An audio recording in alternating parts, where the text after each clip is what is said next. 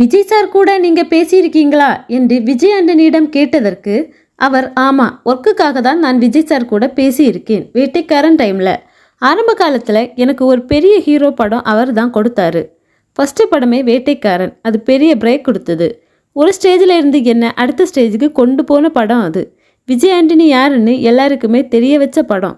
வேட்டைக்காரன் படத்துக்கு முன்னாடி சின்ன சின்ன ப்ராஜெக்ட் தான் நான் பண்ணிட்டு இருந்தேன். ஒரு தடவை காதலில் விழுந்தேன் படத்துக்கு விஜய் சார் சீஃப் கெஸ்டா வந்திருந்தாரு. அப்போ நாக்குமுக்கா பாட்டு ரொம்ப நல்லா இருக்குன்னு சொன்னாரு. ஆனா அவர் படத்துல எனக்கு ஒரு வாய்ப்பு தருவாருன்னு நான் நினைக்கவே இல்லை. திடீர்னு ஒரு நாள் ஏவிஎம்ல இருந்து எனக்கு கால் வந்தது. நீங்க தான் மியூசிக் பண்ணணும்னு.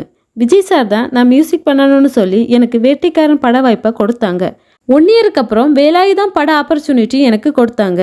அதை தொடர்ந்து தான் பெரிய பெரிய படங்கள் பண்ண ஆரம்பிச்சேன். எனக்கு ஆரம்பத்தில் பெரிய படம் தந்து என்னை கைதூக்கி விட்டவரே விஜய் சார் தான் என்று அவர் கூறியுள்ளார்.